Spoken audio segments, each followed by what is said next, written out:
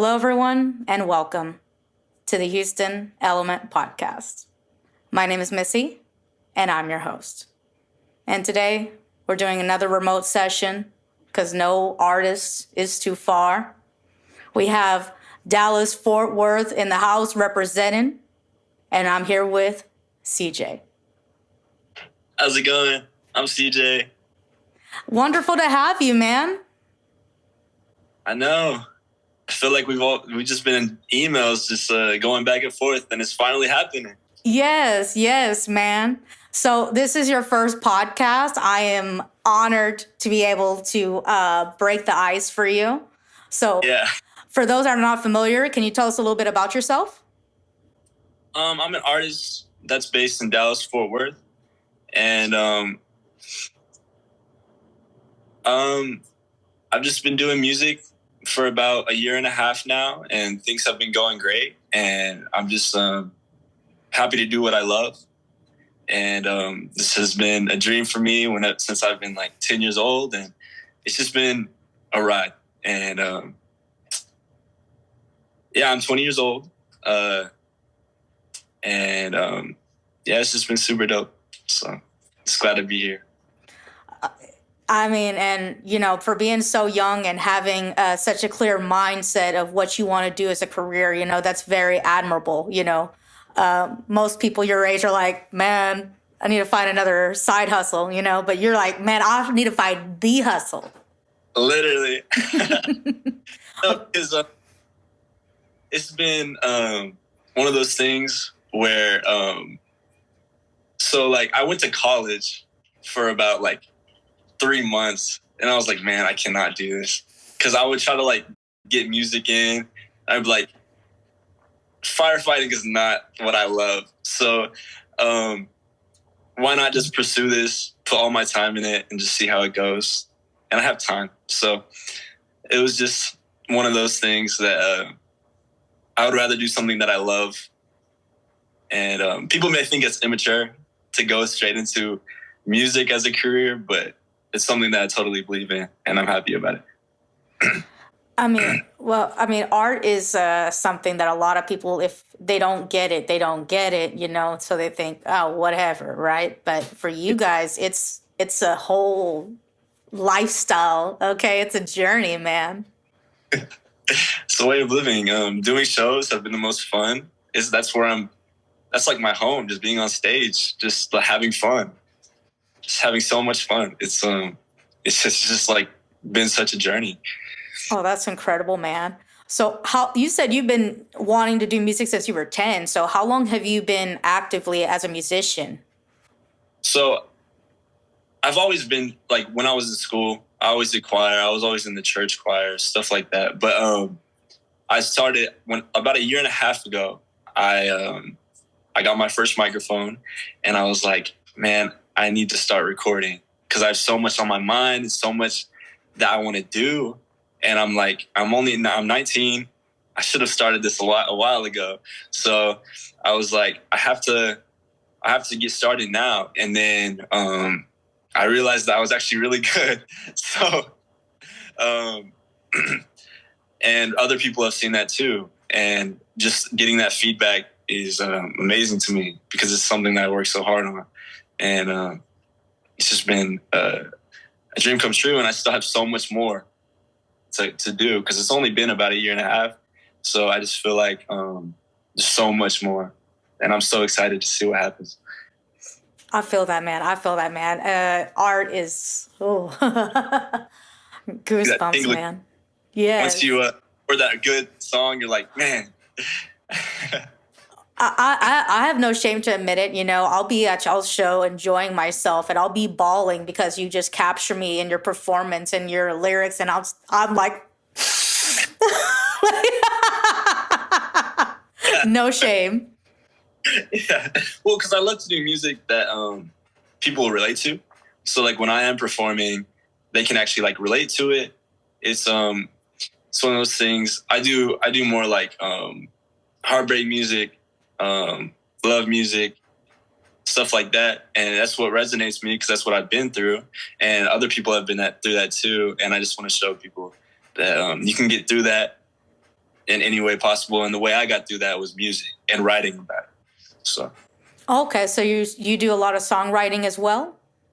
Yes, I've actually written all my songs. Excellent, excellent, man. So what is the creative process like when it comes for, writing a song up into the point where you get to the studio?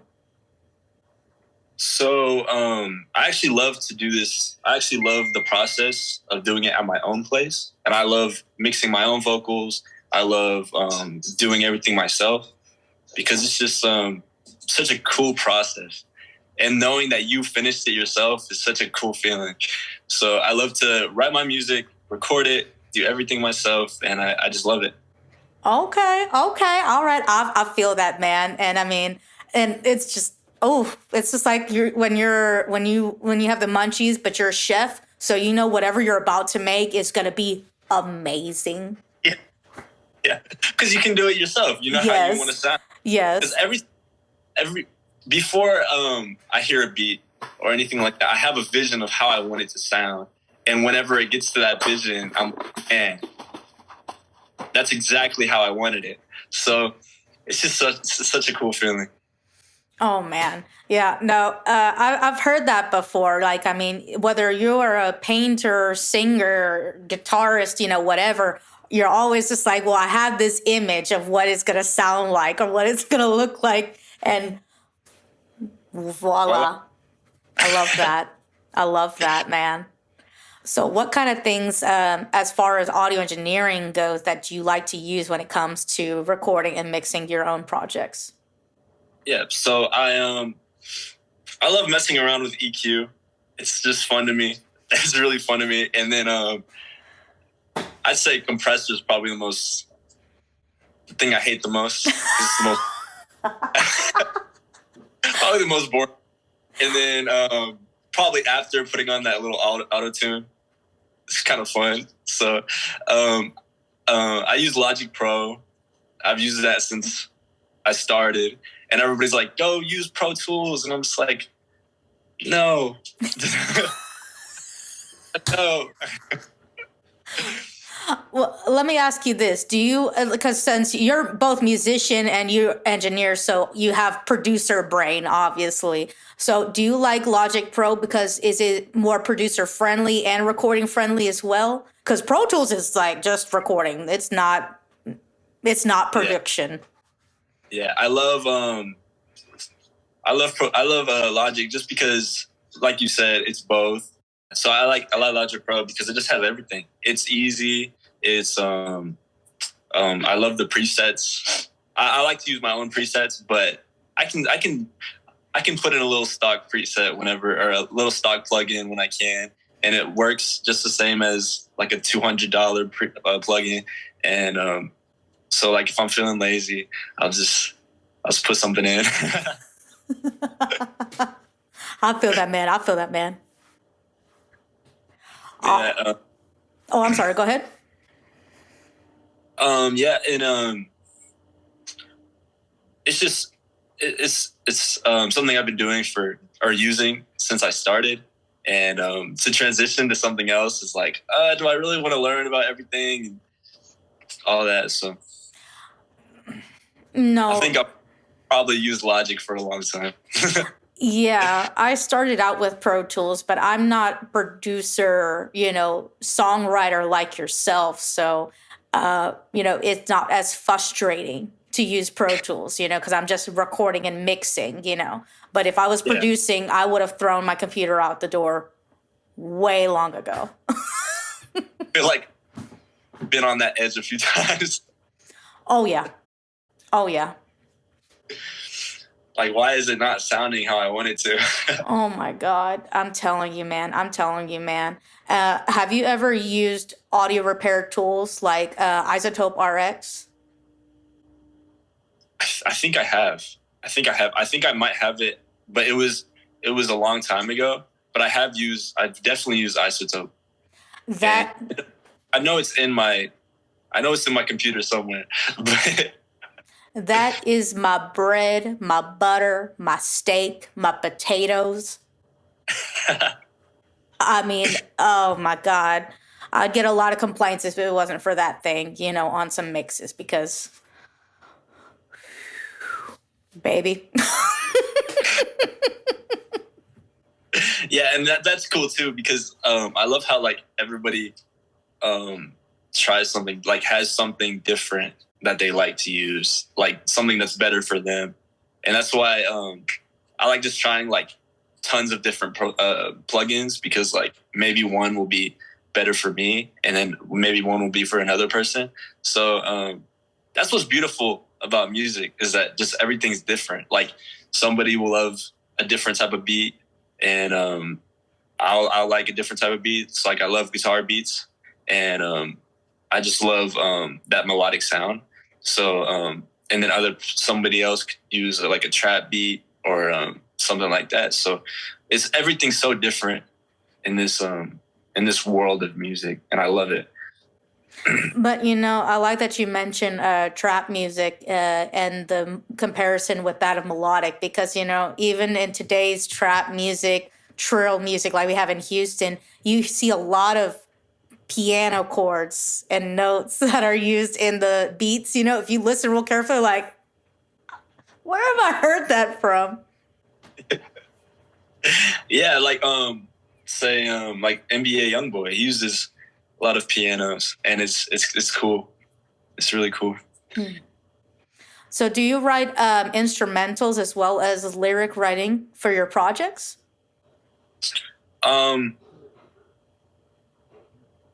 It depends. I use guitar sometimes, but whenever it comes to like other instruments, it's kind of harder for me. Mm-hmm. So usually I have somebody that sends me beats, or I'll strum a guitar. You know what I mean? Yeah. Okay. I got you, man.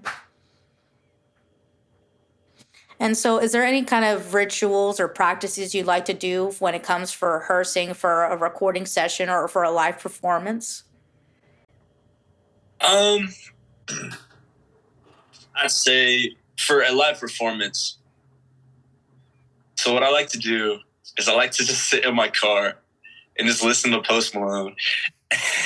And I'm just like, this is how I need to, I just need something happy. Just make me energetic. Just start listening to Circles, and I'll be good. Before every performance, something like that. Is that an artist that he speaks to you particularly to help motivate you? Yes. I'm not gonna lie, I've cried a few times listening to his music. Just like, I've got to do something with this music stuff. Like with his song Reputation, I was like bawling. I was like I need, because the song is like it talks about how it is whenever he's a superstar, and just stuff like that. And I'm just like, I need to do this, not just for like the clout or the money, but like I have so much people around me that also need me to make it in this music stuff. Like my family, friends, that I just want to help support. And that's just kind of been a goal of mine.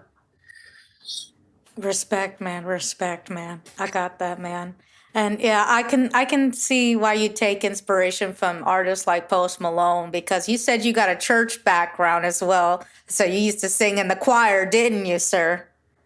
I did. Mm-hmm. Yeah. Started off with greatness early. I knew it.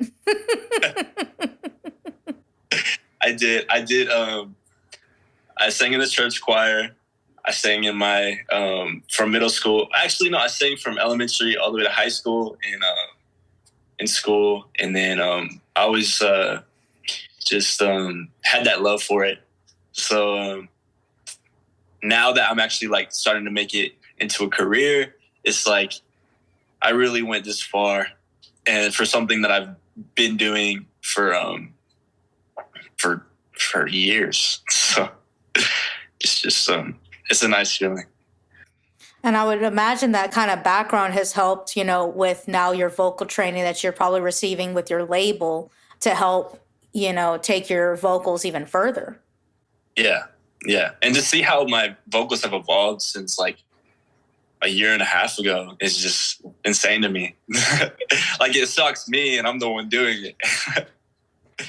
What would you say is one of the most noticeable things besides your vocals that you've noticed in your journey as an artist since, signing with your label and like from when you first recorded your project? I'd probably say, so if it's not vocals, I'd probably say probably me as a person. I've learned a lot these past few years just from music. I've definitely learned a lot of morals that I didn't have before I started recording. So it's like just me as a person, probably. You learn to appreciate a lot of things differently now. Now it's like this is your life hustle, So it's not just let me do this for a hobby. You're very serious about it. Because it's funny you say that because I would go into work because I would have to work another job, and it was at this sandwich shop, and I would go in and I'm like, man, I cannot do this. I cannot do this. So I'd go straight home, record. It would be like 5 o'clock in the morning. I'm like, man, was I really doing this for that long? Doing what you got to do till you get where you are, and look at what paid off, man. Exactly. Exactly. So one of your latest singles you released back in 2022 is called Cobain. Yes. So can you tell us a little bit more about that track? Cobain's a really funny story. So I was actually on a Zoom call with some of my friends back in Arizona because I used to live in Arizona, and we loved music back there. And I have some friends I still contact every single day, and we just give each other ideas, stuff like that. So we went on a Zoom call one time, and my friend Amadeo, he was like, he sent me a rock beat. And I was like, I don't really do rock music like that. He was like, you got it, CJ. And I was like, okay. He was like, just scream Cobain, Cobain. And I was like, okay, I can do that. So then I just started doing it, and then it just happened. So, it was straight from a Zoom call. It took us like 30 minutes. Wow. But the end result was great, and I'm happy about it. Wow. But it is a fun. Yeah, me, at first, I was like, what is this? Because the name attracts you, because I think Nirvana and I think Kurt Cobain, I'm like, what is this? And it takes you on a whole nother music journey. So it was a nice surprise. Yeah. Yeah. You collaborated with another artist on that track as well, 3D Friends. Is that correct? Yes, I did. I love 3D Friends. It's really close to me. And I sent him that, and he was like, man, that's really good. So he got on that, and he sent me his verse, and I was like, wow. And I was like, man, that's some superstar stuff. Yeah. So I sent him the hook, and I sent him the first part, and then he went and did 2 verses, and they were amazing. And I'm really happy about how it came out because it was supposed to be a joke song, and then it turned into something that actually means a lot. So the recording you said took like about 30 minutes roughly, but what about the recording and the mixing part? Was that, did you work on that yourself personally, or did another engineer work on that with you too? So I did mix, I vocal engineered mine, and then we got into the studio, and we mixed for about like 4 hours, just trying to get the perfect sound. Wow. How was it working with another artist? Did you guys have similar visions for the song? Were there compromises that need to be made to accommodate both of your visions? So the main focus of the song was to show about how love can be like a drug. So we really just like put both of our experiences with that type of subject, and we've been through similar things, so it just went perfectly. Wow, that's awesome, man. That's awesome, man. So speaking of collaborating with other artists, so Little Birdie told me that you've also collaborated with rest in peace previous artists like Aaron Carter as well. Can you tell us about that experience? Yes. So rest in peace, Aaron Carter. He's a really cool guy. I know the media painted him out differently, but I was blessed to be able to meet him, and the mentorship that he gave was nothing that the media could ever see. Because it's just it's really sad because he was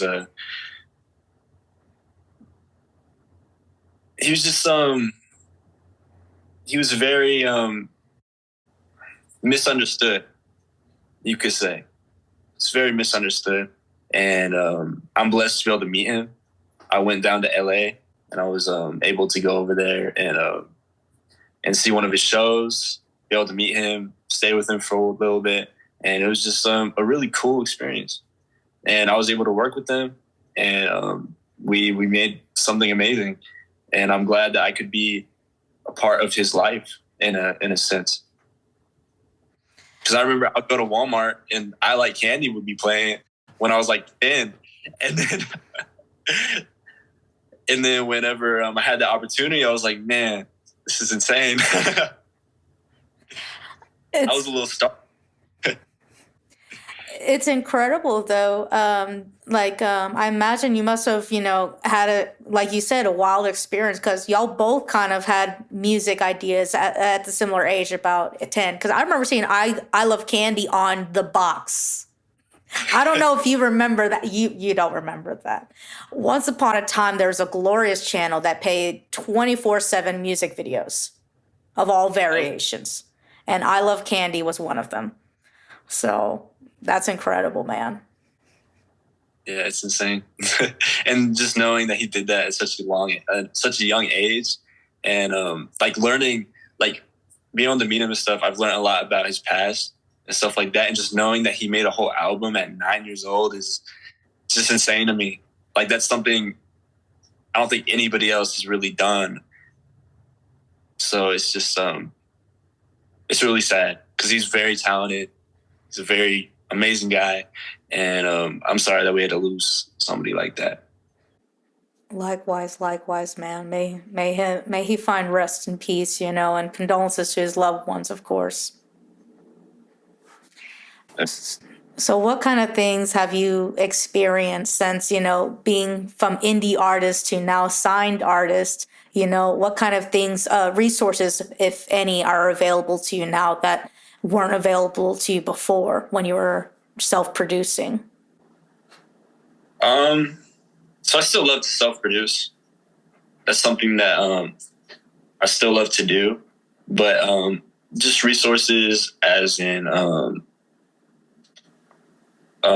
whenever I'm stuck, they can always help me out with that. And there's always resources. So it's just I feel like I have like another family just helping me. So it's really cool. I love to hear that, man, because I'm a big music head, and I'm also a human being, so I have empathy. I know you guys aren't just there for my entertainment, but especially as solo artists, I always worry about you guys because I'm like, well, who are they talking to when they're on the road? Who are like they're so far away from their loved ones? So your road family, your studio family, your that. Yeah, it's very important. It's like just like I don't even see it as like a label. I see it as like just friends that love music just as much as I do. So yeah, that's kind of how I see it. Excellent, man. That's so awesome, man. So you're a native of Dallas, Ft.Worth area kind of thing. So me especially, I'm ignorant of the music scene because I'm all the way from Houston kind of thing. But how would you say your style compares with the kind of music scene that's back home? Is there, I mean, are they feeling it? Is it new to them? Took them some time? It did take them some time because, like I said, so yes, I'm from Dallas and I was used to that music, but I also moved to Arizona where it was more like a pop culture. And so I kind of like mixed both of them together and like, they're like, man, this is different.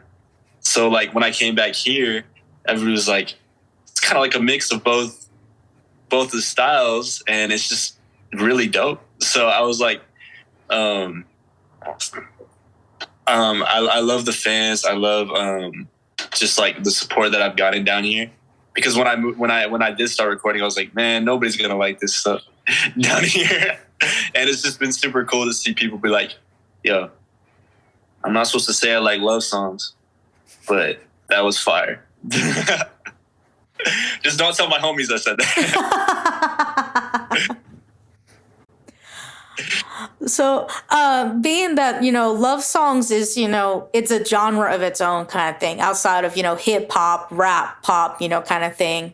What helps you to keep your material unique and fresh? You said earlier you pull a lot of inspiration from your own life experiences. Yeah. So, I feel like everybody has different experiences. And I feel like, as absurd as one might be, everything's different. So I feel like when it comes to experience and talking about it in music, it's always going to be different because not everybody has gone through every single experience that maybe someone else has gone through. So I feel like it does help a lot of people go through experiences, but it's also so much different than how much from what people could be going through. Because I've gone through experiences that I don't think much people have gone through, and there's other people that have gone through experience I could never even imagine, especially with love and heartbreak. So just that mental draining of it, just like I mean, it just breaks you, and being able to put it in music is beautiful to me. And I feel like being able to talk about different experience just works. And I feel like that's how it's different. It's because everything's different. I feel that, man. Love is you know what I'm saying? Like, oh, man. There's so many variations. It's like religion. It's just like, yeah. So respect, man. Appreciate that. Yeah, I like being able to show my experiences and just show how you can get through something like that. Because whenever you get into that experience, most people are like, I'm never gonna be able to get through this. Never gonna get through this. And then when I caught myself getting through it, I was like, man, I really did that. So it's just it's just really cool. And then be able to put it into music, it's just great to me. Yeah, you musicians get a lot of respect from me because you're putting out your personal feelings, you're entertaining people, you're sharing with strangers your deepest, darkest with a bright smile and a great attitude to top it off. Like, man. Yeah, I will never forget. At one of my shows, my ex-girlfriend showed up with another guy, right? And just to be petty, so I'd say that was probably one of the best like performances I've had. It was like I was actually talking to you type thing. So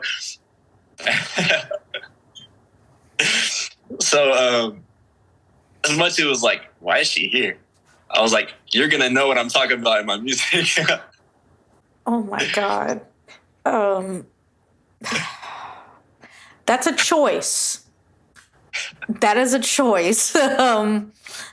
She brought the guy from Taco Bell to see the guy performing on stage. Exactly. No disrespect to the guy. No. Okay, Taco Bell is a tax-paying job, and I respect the hustle. But if I'm gonna need to call the CSI team because I can't figure out the logic.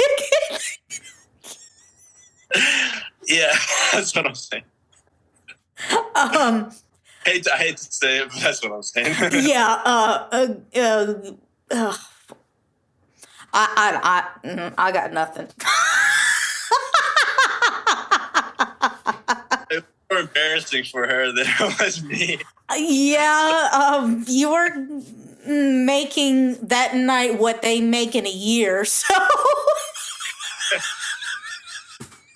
Now you showed him.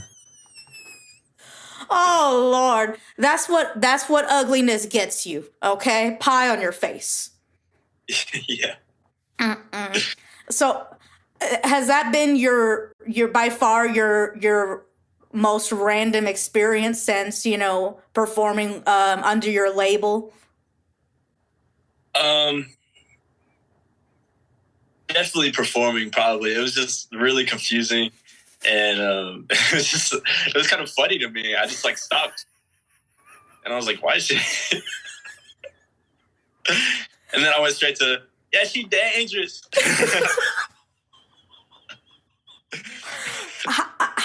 So like. That's what I'm saying. Like, look at you, champ. You're like, man, forget them haters. Give me my microphone. I got this. Like, Exactly. That's incredible, man. I tip my hat to you, man, because that is how you show the haters off. Exactly. Okay? Well done. Well done. So, besides that, what has been your favorite venue or place to perform thus far?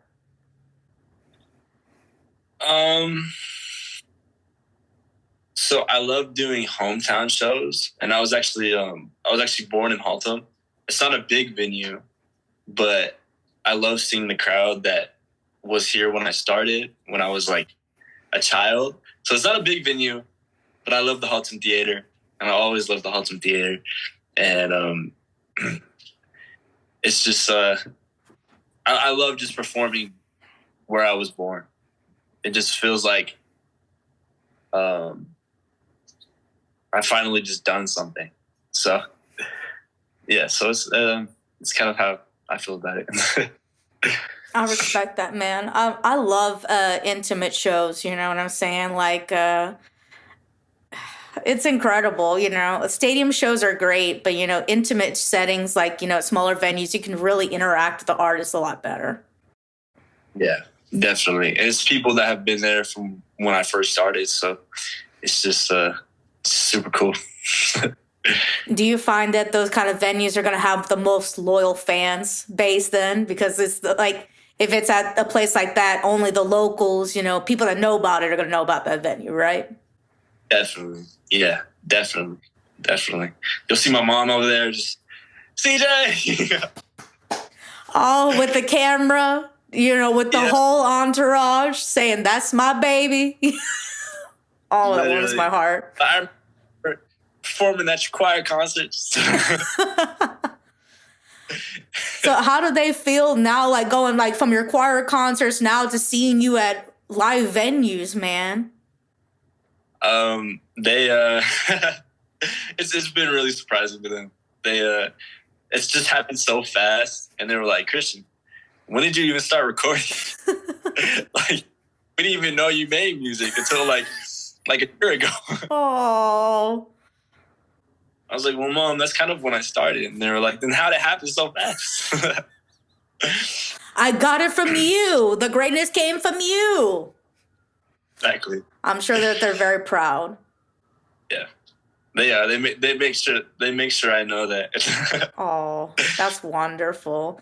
I mean, I know if I was a parent, and my 20-year-old said, "Hey, I'm going to go off to make millions and travel the world, things like that. I would be nervous, Boots, too, because I'm like, that's my baby. Like, who's going to protect my baby? Since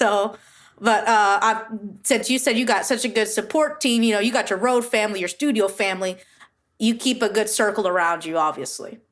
Yeah, definitely. I definitely have an amazing support team that, like, even if it's not about music, if it's just something I'm going through, it's always just positive energy. And it's always, it's just been great having people where it doesn't feel like a business. It feels like I have friends. So yes. Oh, what an idealistic world, man. Well, it's good to see, even if it's small percentages, it's good to see people, especially in the music production industry, that have that support. Yeah,